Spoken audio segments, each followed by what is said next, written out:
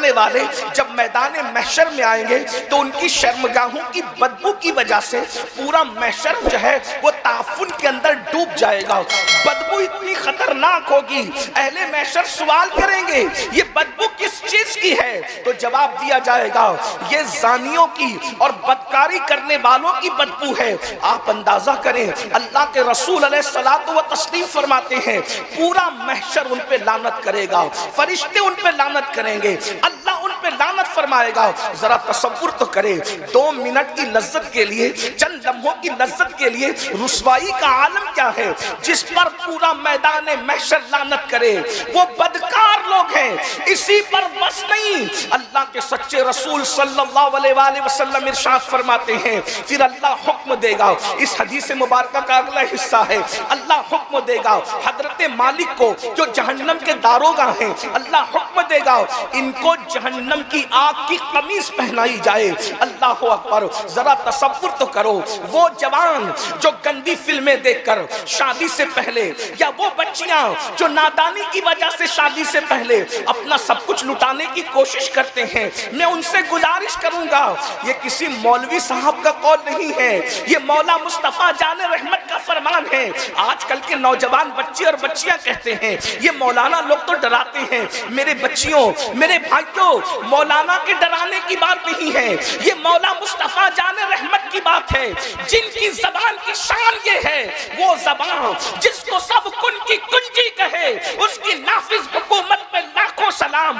وہ دہن جس کی ہر بات تو وحی خدا, چشمہ علم و حکمت پہ لاکھوں سلام, جس کے لیے قرآن کہتا ہے اللہ اکبر وما ينطق عن الهوى ان هو الا وحی یوحی, کہ زبان ان کی ہوتی ہے, کلام خداوند قدوس کا ہوتا ہے. ذرا تصور تو کرو, اللہ کے سچے رسول صادق و مصدوق صلی اللہ علیہ وآلہ وسلم ارشاد فرماتے ہیں کہ جہنم کی آگ کی قمیص بدکاری کرنے والوں کو پہنائی جائے گی. اور تفہیم کے لیے فرمایا اگر اس قمیص کو کسی پہاڑ پر رکھ دیا جائے تو پہاڑ پگھل جائے. بتاؤ جس آگ کی قمیص سے پتھر پگھل جائے, زنا کرنے والوں کے وجود پر کیا اثر پڑے گا, ان کی کیفیت کیا ہوگی. اسی پر بس نہیں, اللہ کے سچے رسول صادق و مصدوق صلی اللہ علیہ وآلہ وسلم مزید ارشاد فرماتے ہیں, اللہ فرمائے گا ان بدکاری کرنے والوں کی آنکھوں میں جہنم کی آگ کی سلاخیں پھیر دو اور ان کی آنکھ کے اندر جہنم کی آگ بھر دو. اللہ اکبر. ذرا تصور میں لائیں, مصطفیٰ جان رحمت کی شان رحمت للعالمین پہ قربان ہو جائیں. میرے آقا نے کس قدر تفصیل کے ساتھ بدکاری کرنے والوں کا عذاب بیان کر کے ہمیں آگاہ کر دیا کہ لذت کے لیے گناہ مت کرنا, لذت کے لیے گناہ مت کرنا, اپنے آپ کو برباد مت کرنا, اپنے آپ کو تباہ مت کرنا.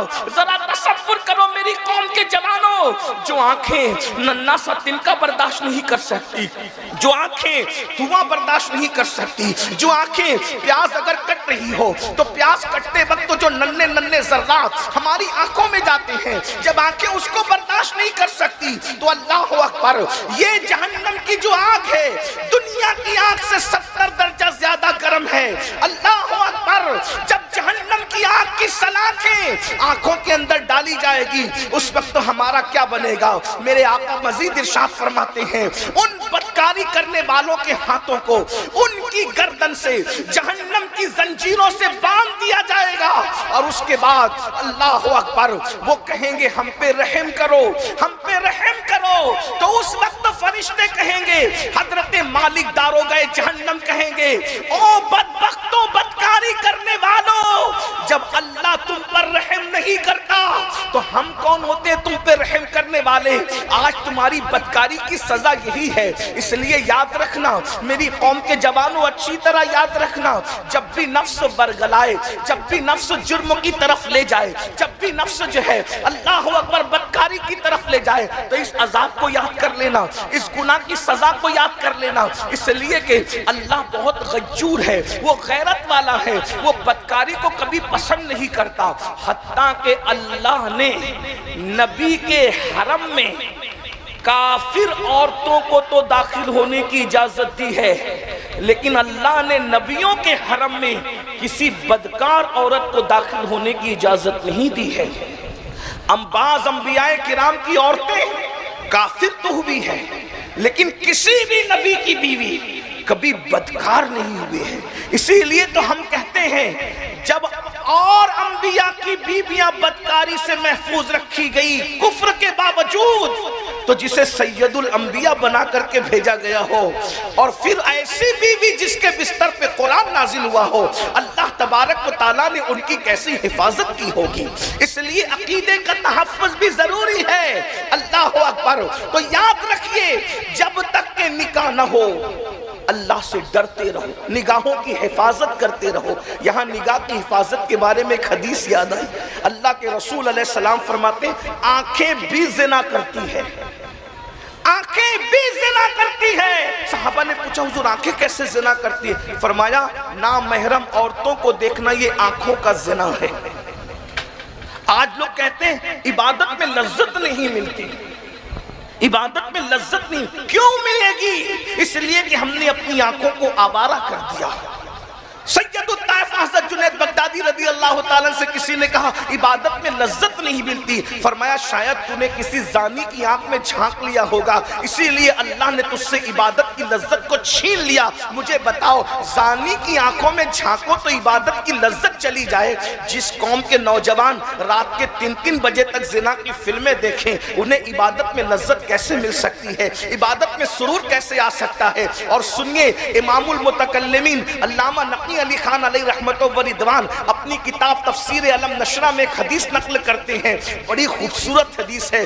اللہ کے سچے رسول صلی اللہ علیہ وآلہ وسلم نے فرمایا کہ جو جوان کسی خوبصورت عورت کو دیکھ کر نظر پڑنے سے پہلے یا نظر پڑ رہی ہو اس وقت تو یہ سوچے کہ اللہ مجھے دیکھ رہا ہے، اور فوراً خدا کے خوف سے اپنی نگاہوں کو خوبصورت عورت دیکھنے سے بچا لے، اسی وقت اللہ اسے بے حساب جنت نعیم میں داخل کرنے کا وعدہ فرما لیتا ہے، فیصلہ فرما لیتا ہے۔ اس لیے نکاح کرنے سے پہلے اللہ سے ڈرتے رہو، یعنی پاک دامن رہو۔ دوسری بات نکاح کرتے وقت اللہ سے ڈرو، یعنی جب نکاح کر رہے ہو تو یہ تو کہتے ہو کہ نکاح سنت ہے، نکاح سنت ہے، نکاح تو سنت ہے، مگر نکاح کرتے وقت تو کون سی سنت پر عمل کر رہے ہو یہ بتاؤ۔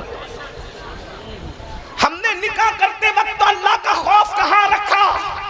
مسلمان تو ہو گئے، عقیدہ اسلام کا قبول کر لیا، لیکن ابھی بھی تہذیب، کلچر، شادیوں کی رسومات مشرکین کے وہی باپ داداؤں کے طریقے پر ہے۔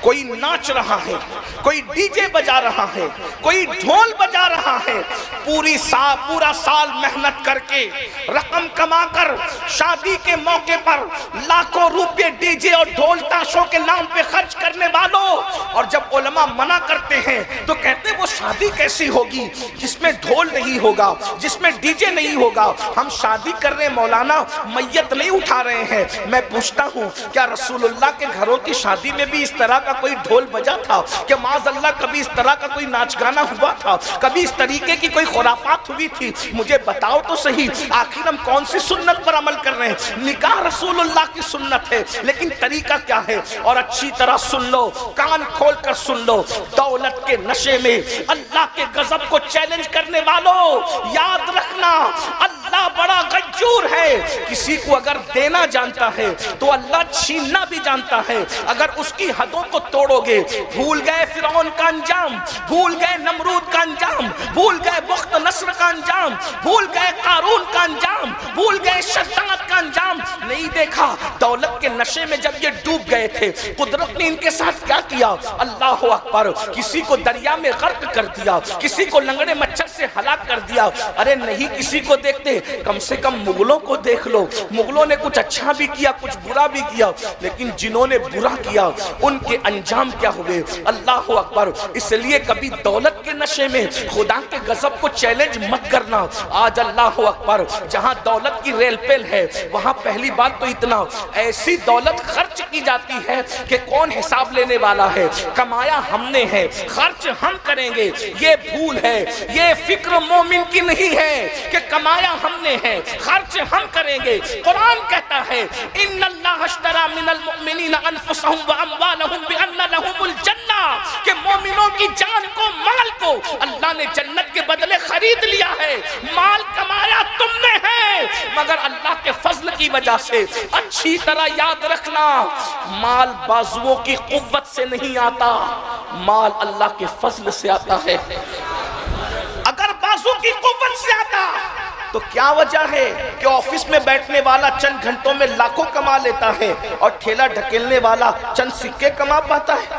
اے سی کی آفس میں بیٹھنے والے کی محنت زیادہ ہے یا ٹھیلا ڈھکیلنے والے کی محنت زیادہ ہے؟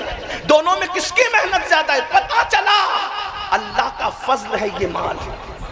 اس لیے اگر اس کو اڑاؤ گے پٹاخوں میں، آتش بازی میں، غلط سلط رسومات میں، کہیں پر رت جگہ کے موقع پر ناچ گانے ہوتے ہیں، کہیں پر رت جگہ کے موقع پر شراب تقسیم ہوتا ہے، کہیں پر رت جگہ کے موقع پہ جوا کھیلا جاتا ہے۔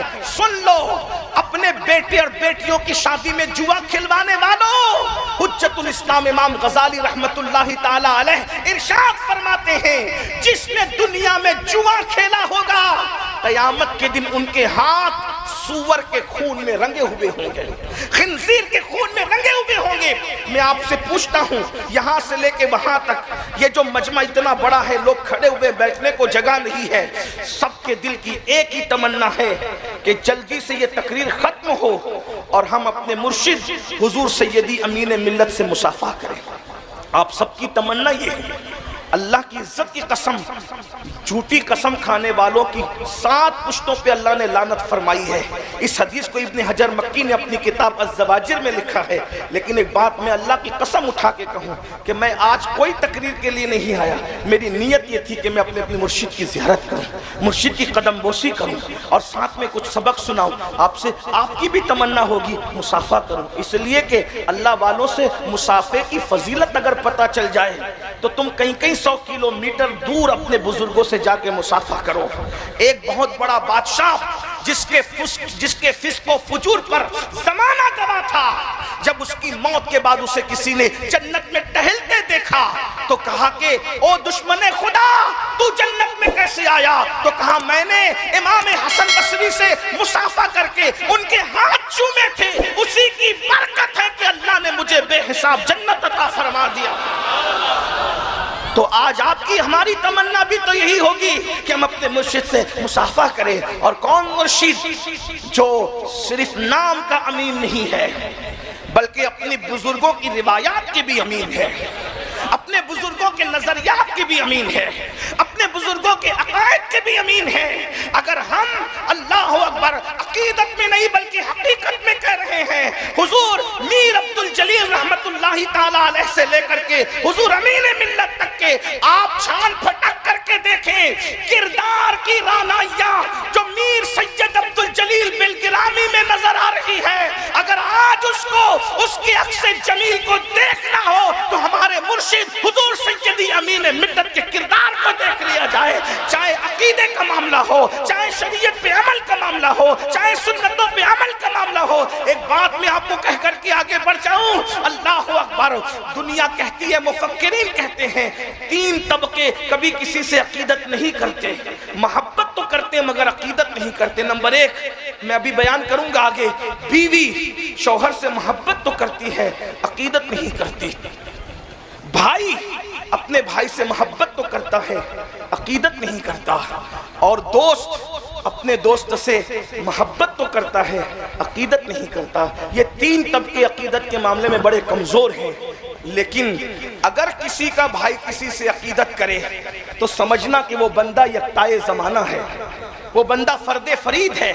ہم نے اسی سال عاشورہ کے دن اپنے مرشد حضور سیدی سرکار رفیق ملت کی زبانی اپنے بڑے مرشد کے حوالے سے یہ سنا کہ روئے زمین پر حضور امین ملت جیسا کوئی پیر اس وقت موجود نہیں ہے۔ اگر یہ بھائی کہہ رہا ہے تو اس سے بڑی کوئی بات نہیں ہو سکتی۔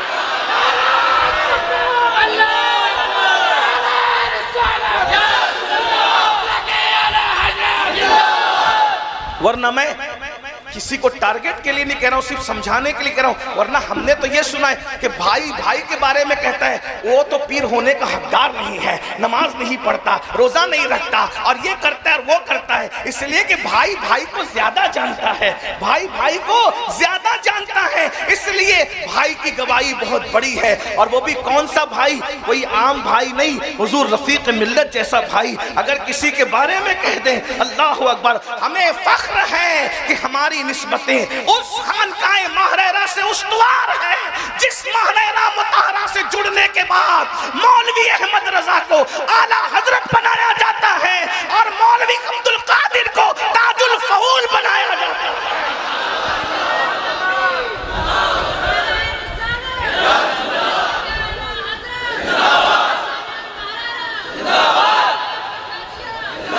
اور بفضل تعالی کل جو فیضان تھا، اگر کسی کو اللہ نے آنکھ عطا کی ہے باطن کی تو وہ آج بھی دیکھ سکتا ہے، وہ فیضان آج بھی موجود ہے۔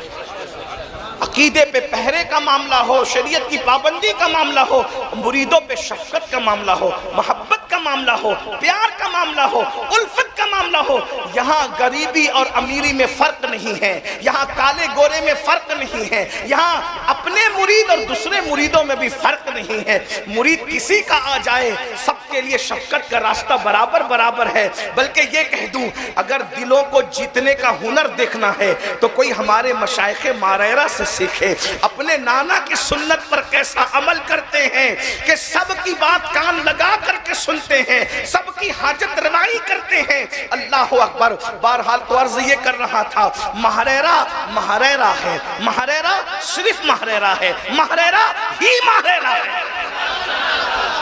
بس اتنا کہہ سکتا ہوں، لیکن آگے بڑھتے ہوئے بولو سب کی تمنا ہے کہ نہیں کہ ہم اپنے مرشد کی ہاتھ چومیں، لیکن ٹوٹ مت پڑنا تو یہ بھی کہہ دوں کہ اگر مرشد کی طبیعت علیل ہو تو پھر ہاتھ چومنے سے زیادہ ان سے دور رہ کر زیارت کرنے میں زیادہ بہتری ہے۔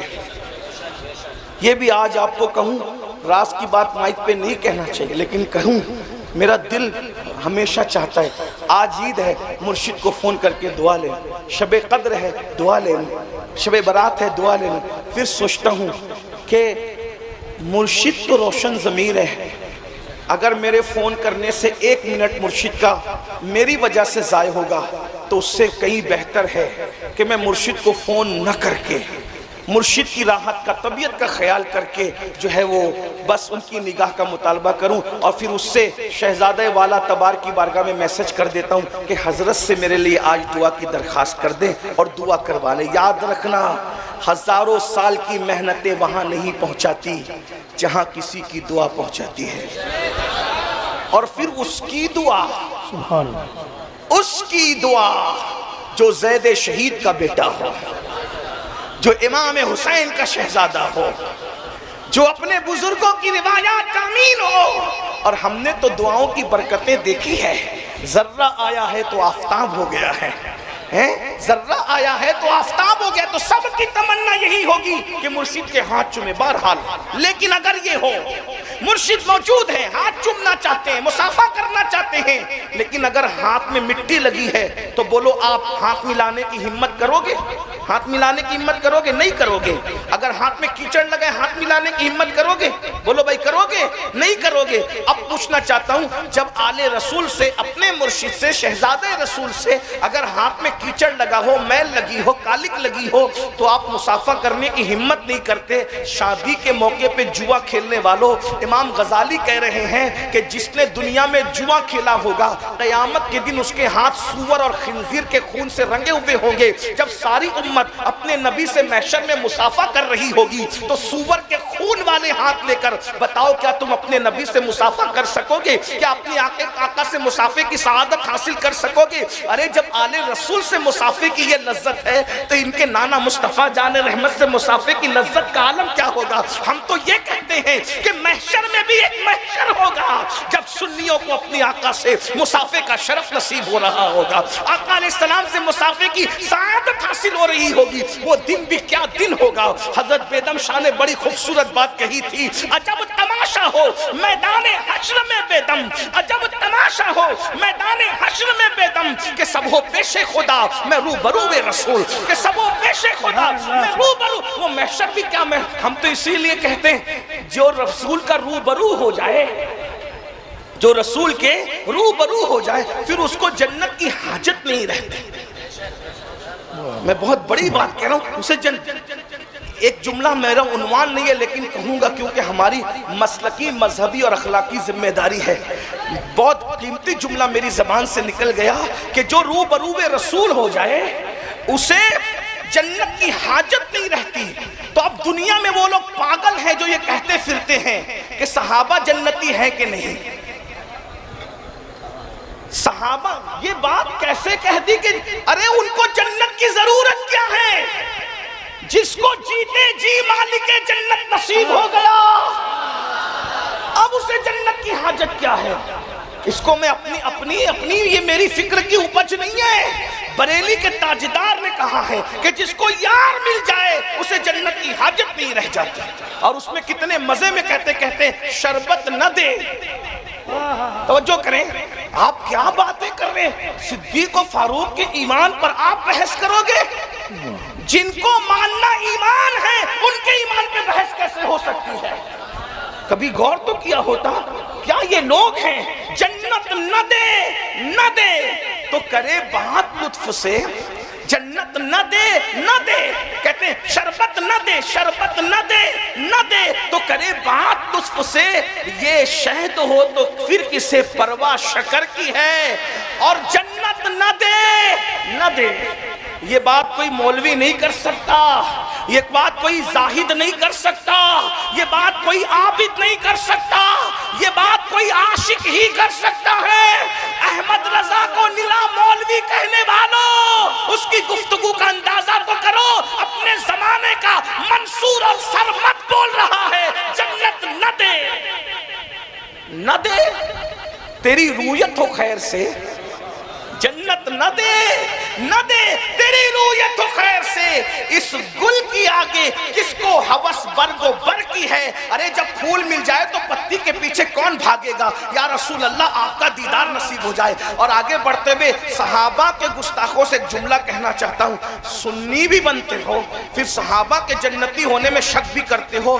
ایک جملہ صرف سن لو, جب آل محمد کا دیوانہ بہلول دانا جب جنت بیچنے کا اختیار رکھتا ہے, جعفر صادق کی غلامی نے کسی کو اتنا بلند کر دیا کہ وہ زبیدہ کو جنت بیچ دے, تو ان کے نانا کی غلامی نے صحابہ کو کتنا بلند کیا.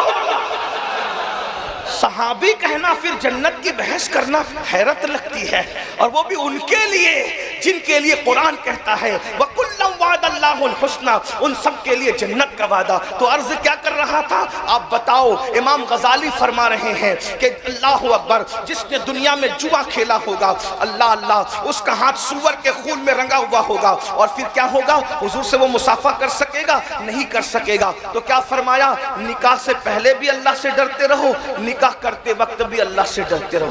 یہاں ایک بات عرض کرتا ہوں, پھر اپنی گفتگو کو اینڈ کی طرف لے جاتا ہوں. نکاح کے بعد اللہ سے ڈرنے کا مطلب کیا ہے؟ توجہ کرنا. نکاح میں ہم نے نکاح کو اتنا مہنگا کر دیا, نکاح کو سستا کرنے پر آپ خود ہی تقریر کرواتے ہو لیکن کوئی عمل نہیں کرتا. ہر بندہ جلسے میں جاؤ تو بڑے بڑے مالدار لوگ کہتے ہیں حضرت نکاح پہ تقریر کیجئے نکاح سادہ ہو جائے, لیکن جب خود کے یہاں شادی ہوتی ہے تو عمل نظر نہیں آتا. پھر کیا کہتے ہیں؟ ارے عورتیں نہیں مانتی. کتنے فرما بردار ہو گئے عورتوں کے. کل تک تو ماں کے فرما بردار نہیں تھا, بیٹے کی شادی کے موقع پہ بیوی کے بھی فرما بردار ہو گئے. جبکہ سالن میں نمک زیادہ ہونے پر بھی 2 تماچے مارنے کی روایت آپ کی موجود ہے, اور شادی کے موقع پہ اتنے عاجز ہو جاتے ہو کہ عورتیں نہیں مان رہی اسی لیے ہم جہیز مانگ رہے, عورتیں نہیں مانگ رہی اس لیے ڈی جے بجایا جا رہا ہے, عورتیں نہیں مانگ رہی اس لیے ڈانڈیا کھیلا جا رہا ہے, عورتیں نہیں مانگ رہی اس لیے ناچ گانا ہو رہا ہے. حیرت کی بات. اور ایک بات پوچھتا ہوں, جس چیز سے اللہ نے منع کر دیا اگر اس کام کرنے کا عورت حکم دے تو کیا آپ اللہ کی قدر کر رہے ہیں یا بیوی کی قدر کر رہے ہیں؟ اللہ تو یہی کہہ رہا ہے نا وما قدر اللہ حق قدری. تم نے اپنے اللہ کی وہ قدر نہیں کی جو قدر کرنے کا حق تھا. شادیوں کو کم خرچ میں نپٹانے کی کوشش کرو. اور جو بات کہنے لگا ہوں شادی کرتے وقت اللہ سے ڈرنے کے حوالے سے, ہو سکے تو رسم جہیز کا خاتمہ کر دو. آج جو ہم درد بھری باتیں کرتے ہیں نا, بیٹیاں بھاگ رہی ہیں, وہ اس کے بھاگنے میں ہم نے شادی کو مہنگا کیا ہوا ہے. کچھ لوگ جہیز مانگتے نہیں ہیں مگر جہیز مانگنے کا ایک ایسا ماحول کریٹ کرتے ہیں نا کہ کسی کے اس کی وہ فلاں کی یا شادی بھی 15 دن پہلے تو اس نے جو ہے وہ فلاں کار دی، یہ دی، تو پھر وہ مرتا کیا نہ کرتا۔ توجہ فرمائیں، میں ایک مطالعہ پیش کر رہا ہوں لیکن یہ حتمی نہیں ہے، آپ چاہیں تو قبول کریں چاہیں تو رد کر دیں، لیکن ایک کوشش ہے، چھوٹی سی کوشش ہے۔ یہ جو ہمارے معاشرے میں کہا جاتا ہے نا کہ جہیز دینا اور لینا سنت ہے، اگر باریکی کی نظر سے دیکھا جائے تو نہ لینا سنت ہے نہ دینا سنت ہے۔ میں ایک مقدمہ آپ کے سامنے رکھتا ہوں، تھوڑا توجہ کرنا، دیکھنے کا نظریہ بدل جائے تو پورا ماحول چینج ہو سکتا ہے۔ جب آپ کہتے ہیں کہ دینا سنت ہے لینا سنت ہے تو آپ 5 برتن کی فہرست سیدہ فاطمہ کی پیش کرتے ہو تو پھر ادھر سے 50 برتنوں کا مطالبہ ہونے لگتا ہے۔ لیکن ایک بات میں آپ سے کہتا ہوں، دیکھیے اللہ کے رسول علیہ السلام کی وہ زندگی اگر آپ دیکھیں گے جہیز دینے والی، تو میں سمجھتا ہوں کہ اس کو باریکی کی نظر سے دیکھیں تو مجھے یہ لگتا ہے کہ شاید اگر ہم دیکھنے کا زاویہ نگاہ چینج کر لے تو اللہ کے رسول نے سیدہ فاطمہ کو کوئی جہیز نہیں دیا تھا، کوئی جہیز نہیں دیا تھا۔ آپ کہیں گے مثنوی میں ہیں، حضرت حکیم الامت نے بھی اس کی فہرست بیان کی اور بھی بزرگوں نے، میں نے کہا وہ سارے میرے بزرگ سر آنکھوں پہ ہے، لیکن اگر ہم اس کو اس نظریے سے دیکھیں کہ حضور نے سیدہ فاطمہ کو جہیز نہیں دیا تھا، وجہ نمبر 1، پہلی وجہ، اصل میں سیدہ فاطمہ الزہرا کا نکاح جس کے ساتھ کیا گیا، پہلے ان کی زندگی پڑھی جائے تو آپ کو بات سمجھ میں آتی، بہت توجہ سے سننا، بہت دھیان سے۔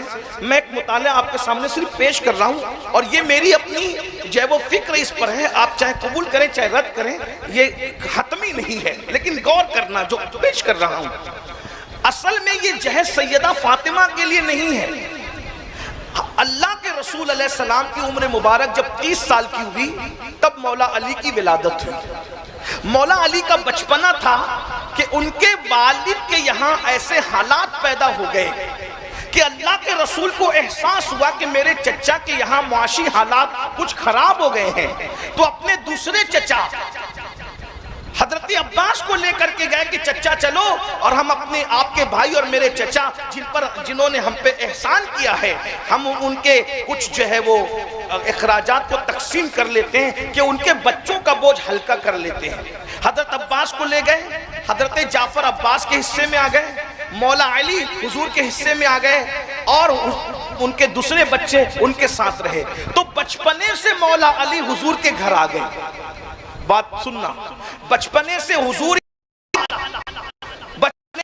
ہی نے کپڑے پہنائے، بچپنے سے حضور ہی نے بڑا کیا، تو اب مولا علی کی شادی حسن اتفاق سے اللہ کے حکم سے سیدہ فاطمہ کے ساتھ ہو گئی۔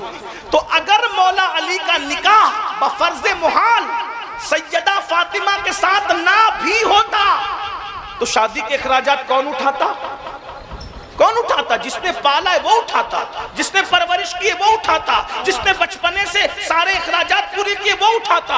تو اللہ کے رسول علیہ السلام جب مولا علی کا نکاح سیدہ فاطمہ کے ساتھ کر رہے ہیں تو جہیز سیدہ کو نہیں دے رہے ہیں، چونکہ اپنے بھائی کا کوئی گھر نہیں ہے تو گھر بھی عطا کر رہے ہیں اور گھر کا ساز و سامان بھی عطا کر رہے ہیں۔ حضور نے جہیز نہ بیٹی کو دیا نہ داماد کو دیا، حضور نے تو سامان اپنے بھائی کو دلا کے دیا۔ اب اگر آپ یہ کہتے ہیں کہ بھائی کو دینا چاہیے تو میں آپ کو سلام کرتا ہوں۔ حضور نے تو بیٹی اور داماد کو دیا نہیں۔ ایک دوسرا ثبوت، اگر بیٹی اور داماد کو دیا تو ہم سنیوں کے عقیدے میں حضور کی ایک بیٹی نہیں ہے، حضور کی 4 بیٹیاں ہیں۔ تو آپ کو یہ بھی بتانا پڑے گا کہ سیدہ فاطمہ کو جہیز دیا تو زینب بنت محمد کو بھی دیا، کلثوم بنت محمد کو بھی دیا، رقیہ بنت، یہ ذمہ داری آپ پر عائد ہو سکتی ہے۔ اور جو رسول کھجور کی تقسیم میں جب یہ فرمائے کہ ایک کھجور اگر 2 بیٹیوں کو دینا ہو تو برابر برابر دو، چھوٹی بڑی دیا تو قیامت کے دن پوچھ ہوگی، جو کھجور کی تقسیم میں اتنا انصاف کرتا ہو کیا وہ ایک بیٹی کو جہیز دے کے 3 کو محروم رکھے گا؟ بتاؤ تو صحیح، ان 3 کو کہاں دیا؟ چلے پھر اس سے ایک اور بڑی بات، وہ صحابہ جو سنت پر قدم قدم پر عمل کرتے تھے، نبی جہاں مسکرائے وہ وہاں جا کے مسکراتے تھے، نبی نے جہاں گوشت گوشت کھایا، وہ وہاں جا کے گوشت کھاتے تھے، حتیٰ کہ صحابہ سنتوں کے ایسے عامل تھے۔ ایک مرتبہ اللہ کے رسول علیہ السلام تشریف لے جا رہے تھے، حضور کے امامے کا شملہ درخت میں اٹک گیا۔ حضرت عبداللہ ابن عمر بار بار ادھر درخت کے نیچے جاتے ہیں آتے ہیں، آخر شملہ اٹکا کر کے مسکراتے ہیں۔ لوگ کہتے ہیں یہ کیا کیا، ادھر گئے ادھر گئے ادھر گئے، درخت کا شملہ اپنا شملہ درخت سے الجھا دیا۔ فرمایا یہی تو کرنا چاہ رہا تھا۔ کہا یہ کیوں کیا؟ کہا حضور کا شملہ تو اللہ کی مشیت سے الجھ گیا، لیکن میں اس ادا کو ادا کرنے کے لیے بار بار کوشش کر رہا تھا، بار بار تو جو سنت غیر اختیاری پر بھی عمل کرنے کی کوشش کریں، تو اگر رسول اللہ نے سیدہ فاطمہ کو جہیز دیا ہوتا تو لینے والے علی مرتضیٰ نے اپنی بیٹی زینب کو کون سا جہیز دیا، علی مرتضیٰ نے اپنی دوسری بیٹی سیدہ ام کلثوم کو کون سا جہیز دیا، صدیق اکبر بھی تو شادی کے موقع پہ موجود تھے، صدیق اکبر نے اپنی بیٹیوں کو یا پوتیوں کو کون سا جہیز دیا، حضرت عمر نے اپنی بیٹیوں کو پوتیوں کو کون سا جہیز دیا۔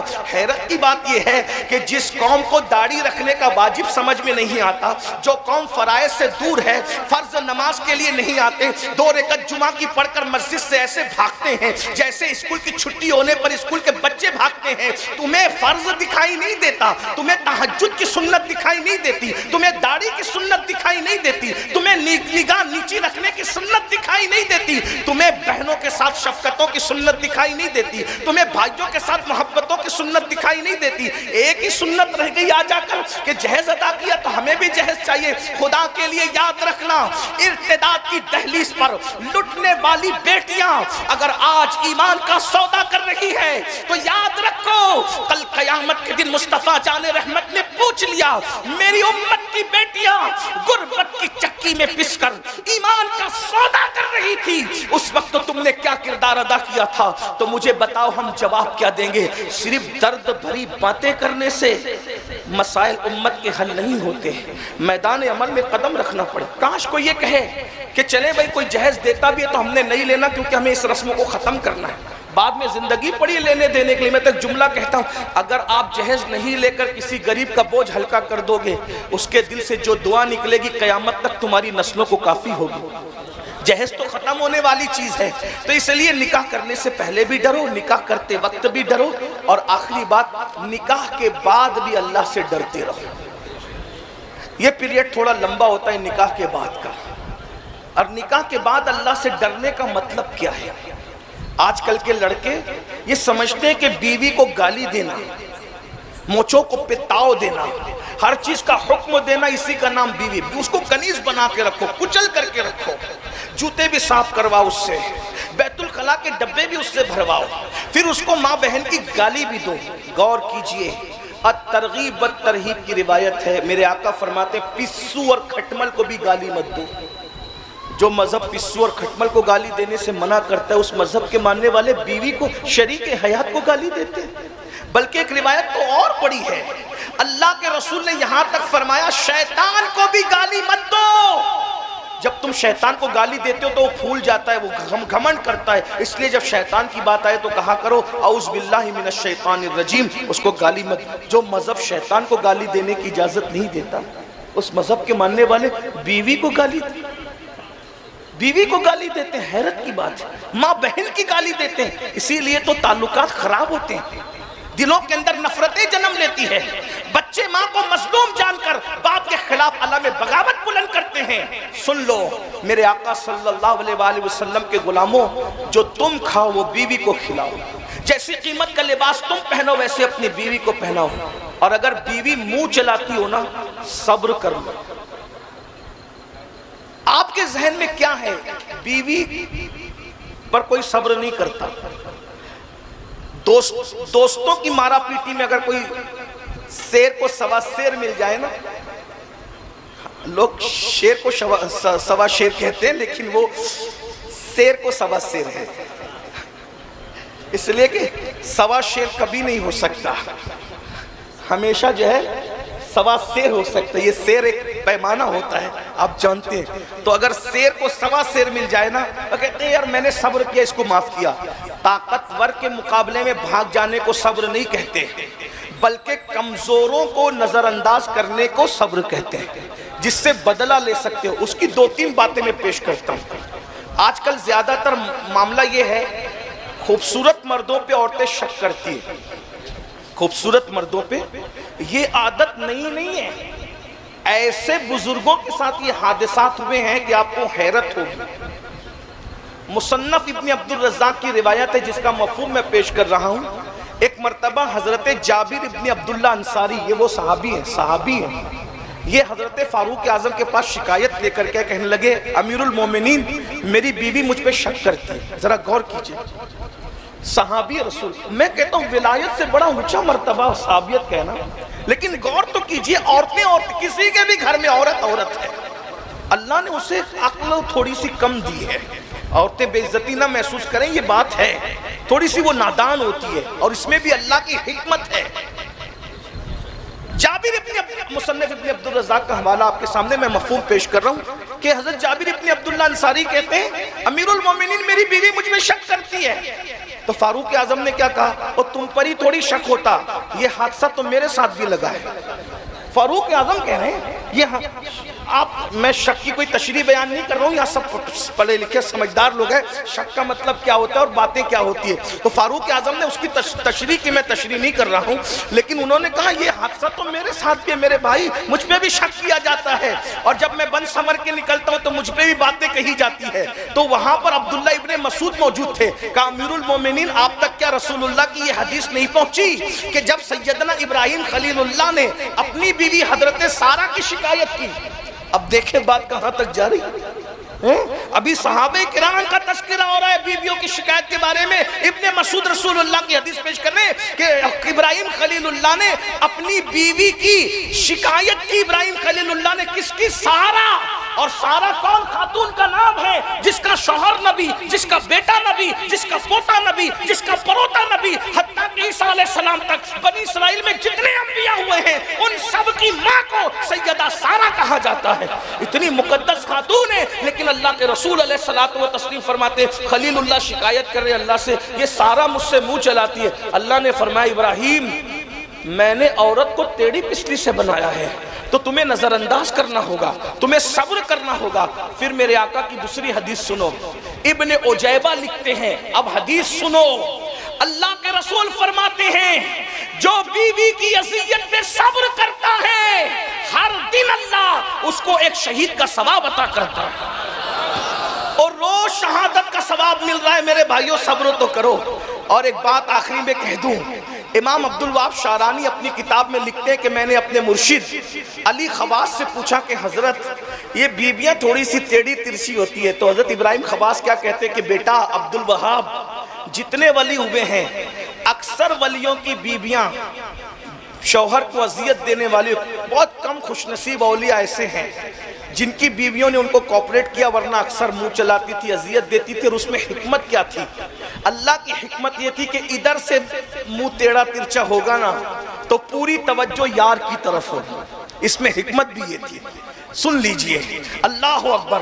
और कितने बड़े बड़े लोगों ने कितने कड़वे कसीले सुने हैं। मैंने कहा ना कि बीवी शौहर से मोहब्बत तो करती है, अकीदत नहीं करती, लेकिन आपको झेलना पड़ेगा। मेरे आका फरमाते हैं जो बीवी की अजियत पे सब्र करे अल्लाह उसे सब्र अय्यूब का सवाब देता है, और जो शौहर की अजियतों पे सब्र करे, तलाक ना मांगे, बहनें भी बैठी हुई है उनकी भी एक तवज्जो चाहता हूँ, थोड़ी थोड़ी सी बात पे तलाक मांगती है, झगड़ा करती है, शौहर को उभारती है, ये नादानी मत करो, बहुत पछताओगी। शौहर से निबाह करो। अल्लाह के रसूल अलैहिस्सलाम फरमाते हैं अगर कोई गरीब शौहर से निबाह करेगी, ऐसी खातून अपनी आबरू की हिफाजत के साथ जिंदगी गुजारेगी, ऐसी औरत को अल्लाह जन्नत में मेरा पड़ोस अता फरमाएगा, मुस्तफा जान रहमत का पड़ोस नसीब होगा। जो औरतें शौहर की अजियत पे सब्र कर ले अल्लाह उसे आसिया के सब्र का सवाब अता फरमाता है। तो औरतें जल्दी से शौहर से अकीदत नहीं करती, बहुत कम अकीदत वाली औरतें होती है। हजरते एक बहुत बड़े बुजुर्ग गुजरे हैं जिनका नाम है इब्ने बक्कार, जुबैर इब्ने बक्कार। इनको काज़ीउल हरमैन कहा गया है। बीवी की मौजूदगी में दूसरा निकाह कभी नहीं किया। तो एक दिन उनकी भतीजी ने चच्ची से कहा, चच्ची अम्मा मेरे चच्चू कितने अच्छे हैं कि कभी उन्होंने दूसरे निकाह की बात नहीं की। तो औरत होती है। इब्ने बक्कार की औरत, उनकी बीवी काज़ीउल हरमैन की बीवी, शौहर की तारीफ सुन ली भतीजी से तो बरहम हो गई, कहने लगी छोड़ یہ جو کتابیں رات رات بھر پڑھتے بیٹھتے نا، یہ 300 سوکنوں سے زیادہ مجھ پر بوجھ پڑتی ہیں. ایک بھی نہیں لایا نا تو یہ 300 سوکنے مجھ پر ہے نا، یہ جو کتابیں پڑھتے ہیں یہ ہے. اور ایک آخری بات، بیوی کی اذیت پہ صبر انسان کو کہاں تک پہنچاتا ہے. کاش کہ میرے بھائی صبر سیکھ لیں، صبر سیکھ لیں، صبر سیکھ لیں. ایک روایت دل کے کانوں سے سنو جو مجھے بہت پسند ہے. سلسلہ رفاعیہ کے عظیم بزرگ سیدی احمد کبیر رفاعی، ان کے کسی مرید نے خواب دیکھا کہ میرے پیر مقام صدیقیت پہ فائز ہو گئے. اور مقام صدیقیت کیا ہے؟ یہ ولایت کا آخری درجہ ہے. نبوت اور صدیقیت کے بیچ میں کوئی اور فاصلہ نہیں ہے، یعنی بیچ میں صدیقیت اور نبوت کے بیچ میں اور کوئی مقام نہیں ہے. یہ نبوت اور صدیقیت کے بیچ میں کوئی اور درجہ نہیں ہے. نبوت ہے پھر صدیقیت ہے. اسی لیے نبی نے اپنے مصلی پر شہیدوں کو کھڑا نہیں کیا، نبی نے اپنے مصلی پہ کھڑا کیا، اس کو کھڑا کیا جس کو رسول اللہ صدیق کہتے بھی تھے اور صدیق کہلواتے بھی تھے. حضور نے اپنے مصلی پر اپنے بعد صدیق کو کھڑا کیا نا. حضور محدث اعظم کے چوچوی کا بہت خوبصورت شعر ہے، مرتبہ حضرت صدیق کا یہ ہے سید، ہر فضیلت کے وہ جامع ہیں نبوت کے سوا. صدیق اور نبی کے درمیان بیچ میں کوئی درجہ نہیں ہے. جب مرید نے خواب دیکھا میرے پیر صدیقیت کے مرتبے پہ فائز ہو گئے، لیکن وہ مرید تھا بھائی، پیر کے سامنے خواب بیان کرنے کی بھی ہمت نہیں ہوئی کہ میں خواب بیان کر دوں. کیا ادب کرتے تھے لوگ، کیا ادب کرتے تھے لوگ. اللہ اکبر، اللہ اکبر. یہ ادب تھا بزرگوں کا. اور یاد رکھنا، جو جتنا ادب کرے اللہ اس کو اتنا نوازتا ہے. مانگنے سے اتنا نہیں ملتا جتنا ادب سے ملتا ہے. مرید نے خواب بیان نہیں کیا. ایک دن خانقاہ میں مرشد کی زیارت کے لیے گئے تو مرید نے کیا دیکھا کہ پیرانی اماں مرشد کے ساتھ کچھ بدتمیزی کر رہی ہے. تو مرید کھڑا ہو گیا، اور جب پیرانی اماں بدتمیزی کر کے چلی گئی تو دیکھا کہ مرشد کی گردن خونا خون ہے، لہو لہان ہے. تو آیا اور آنے کے بعد کہنے لگا حضور یہ کس نے کیا؟ کسی نے کیا، لیکن کہا میں نے پہچانا کہ وہ پیرانی اماں تھی ہماری، وہی تھی نا. مرشد نے کہا ہاں وہی تھی.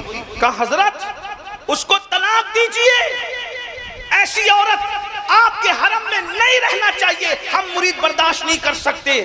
تو مرشد نے مسکرا کے کہا او میرے معتقد، محسنوں کو طلاق نہیں دیا جاتا، وہ میری محسنہ ہے محسنہ. کہا حضور یہ گردن پھوڑنے والی زخمی کرنے والی کب سے محسنہ ہو گئی؟ تو فرمایا جو تو نے خواب دیکھا تھا نا کہ میں مقام صدیقیت پہ فائز ہو گیا، وہ نفل نماز روزے کی وجہ سے مرتبہ نہیں ملا، اسی کی اذیتوں پہ صبر کرتا ہوں تو اللہ نے مجھے مقام صدیقیت عطا فرما دیا. اس لیے بھائیو شادی کے بعد بھی اللہ سے ڈرتے رہو، بیوی کے ساتھ اس نے سلوک کرتے رہو. پہلے پاک دامنی کرو، شادی کرتے وقت شریعت کی حدودوں کا خیال کرو، اور اس کے بعد شادی کے بعد بیوی کے حقوق ادا کرو. باتیں بہت سی ہے لیکن بس اسی پہ بات پوری ہوتی ہے. اللہ ہم سب کو عمل کی توفیق دے. گفتگو کے درمیان اگر کوئی غلطی لغزش خطا ہو گئی تو اللہ تعالیٰ معاف کر دے. استغفر اللہ ربی من کل ذنب واتوب الیہ وما علینا الا البلاغ. السلام علیکم ورحمۃ اللہ وبرکاتہ. مولائی مرشدی حضور سید امین میاں صاحب قبلہ زیب سجادہ آستانِ عالیہ ماہرہ مطہرہ مخدوم ابن مخدوم حضور امان ملت حضرت علامہ سید امان میاں صاحب قبلہ قادری برکاتی، وہ جمیع ذوی الاحترام ذوی الاحتشام باصفا علماء کرام حاضرین محفل پردہ نشین ماؤں اور بہنوں، السلام علیکم ورحمۃ اللہ وبرکاتہ.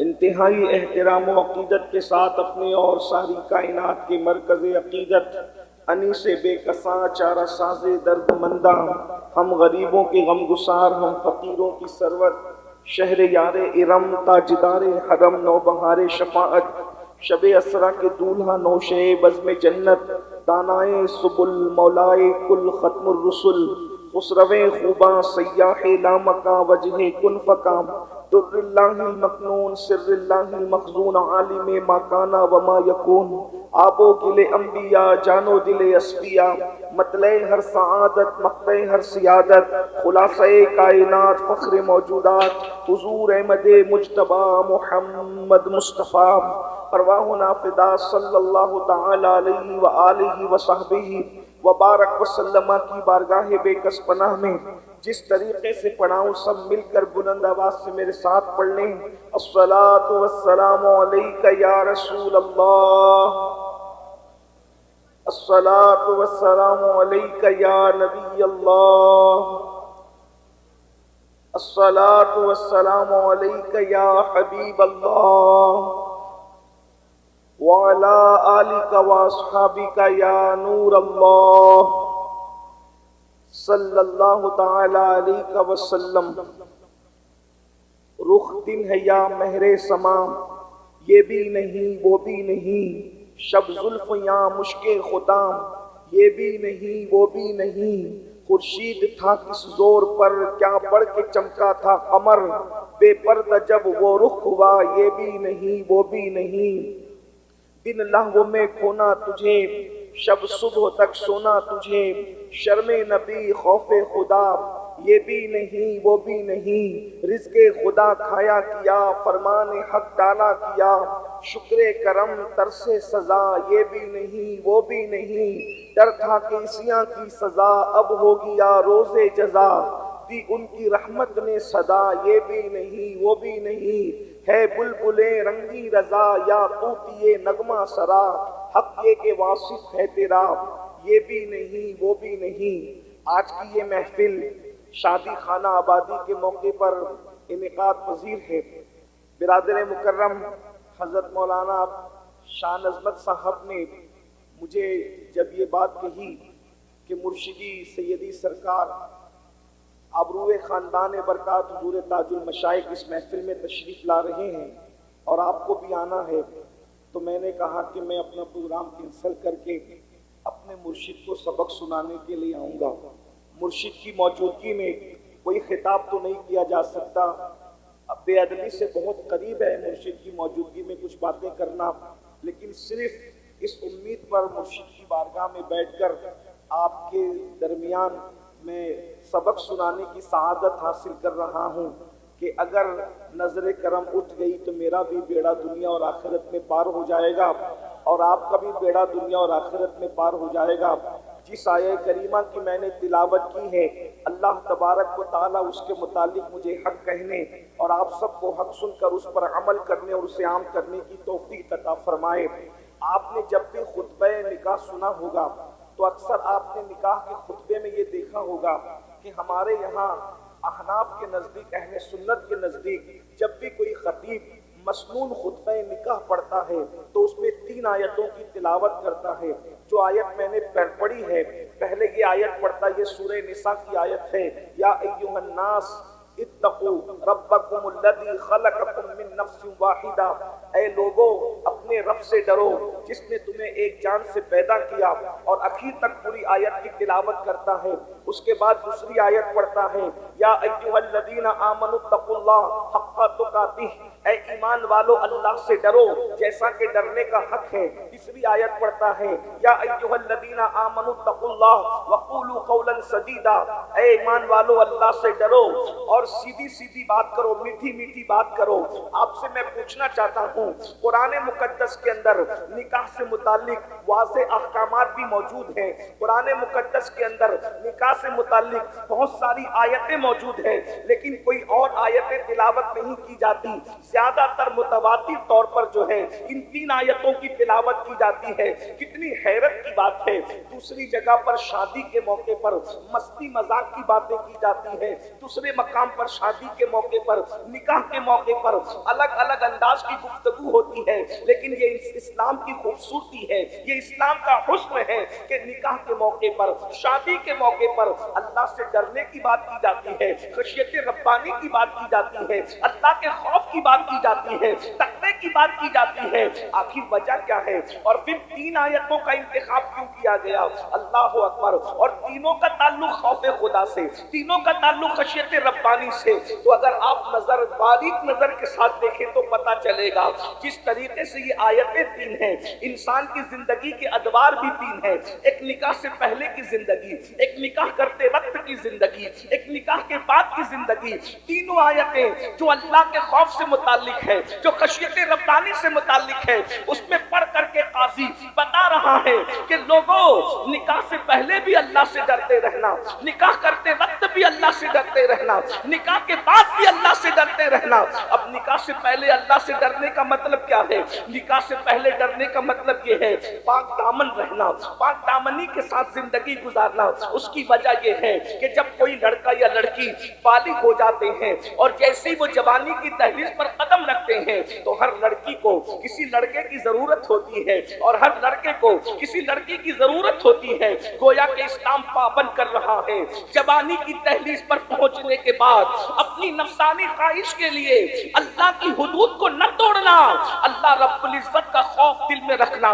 اس لیے کہ یاد رکھیں، بڑی بڑی جیل کی سلاخیں انسان کو جرائم سے ویسے نہیں روک سکتی جیسے خوف خدا کا تصور روک سکتا ہے۔ اس لیے کہ جیل والوں کی نظر چکی انسان گناہوں پر دلیر ہو جاتا ہے، لیکن اللہ کے خوف کا جو تصور ہے، قرآن کیا کہہ رہا ہے؟ وَاتَّقُوا اللَّهَ إِنَّ اللَّهَ كَانَ عَلَيْكُمْ رَقِيبًا۔ اللہ سے ڈرتے رہو، اس لیے کہ اللہ تم پر کڑی نگرانی کر رہا ہے۔ تم پہاڑوں کی بلندیوں میں جاؤ، اللہ دیکھ رہا ہے، زمین کی پستیوں میں جاؤ، اللہ دیکھ رہا ہے، سمندر کے کنارے پر جاؤ، اللہ دیکھ رہا ہے، کمروں کے اندر 4 دیواری میں قید رہو، اللہ دیکھ رہا ہے۔ شادی سے پہلے پاک دامنی کا مطلب کیا ہے؟ شادی سے پہلے پاک دامنی کے حوالے سے بات کیا ہے؟ تو یاد رکھنا، یعنی بدکاری سے بچتے رہو، زنا سے بچتے رہو، بدی سے بچتے رہو۔ اللہ اکبر۔ آج گندی فلموں کی وجہ سے، گندی پکچروں کی وجہ سے، فیس بک کے مس یوز کی وجہ سے، انٹرنیٹ کے غلط استعمال کی وجہ سے حالات کیا بنتے جا رہے ہیں؟ بدی تیزی کے ساتھ بڑھتی جا رہی ہے، بدکاری تیزی کے ساتھ بڑھتی جا رہی ہے۔ سن لو، جوانی کی دہلیز پر قدم رکھنے کے بعد جو لوگ نفسانی خواہشات کی تسکین کے لیے اللہ کی حدوں کو توڑتے ہیں، مصطفیٰ جان رحمت صلی اللہ علیہ وآلہ وسلم نے ان کے لیے کتنا دردناک عذاب بیان کیا ہے۔ یاد رکھنا، اللہ کے حبیب صلی اللہ علیہ وآلہ وسلم نے قیامت کے وقوع سے پہلے اللہ کے حبیب نے عذاب کی تفصیل ایسے کھول کھول کر کے بیان کر دی، اگر انسان پڑھ لے یا سن لے اس کا کلیجہ کانپ جاتا ہے۔ اللہ کا عذاب وہ ہے جس کو برداشت کرنے کی کسی میں طاقت نہیں ہے۔ خدا اگر اپنے عذاب کو کسی پہاڑ پر نازل کرے تو پہاڑ بھی خدا کے عذاب کو اٹھا نہیں سکتا۔ قرآن کہتا ہے ان بطش ربک لشدید، تیرے رب کی پکڑ بڑی سخت ہے۔ اللہ کے بندوں، میری قوم کے جوانوں، جوانی کے رنگ میں، جوانی کی طاقت میں ڈوب کر خدا کے غضب کو کبھی چیلنج مت کرنا۔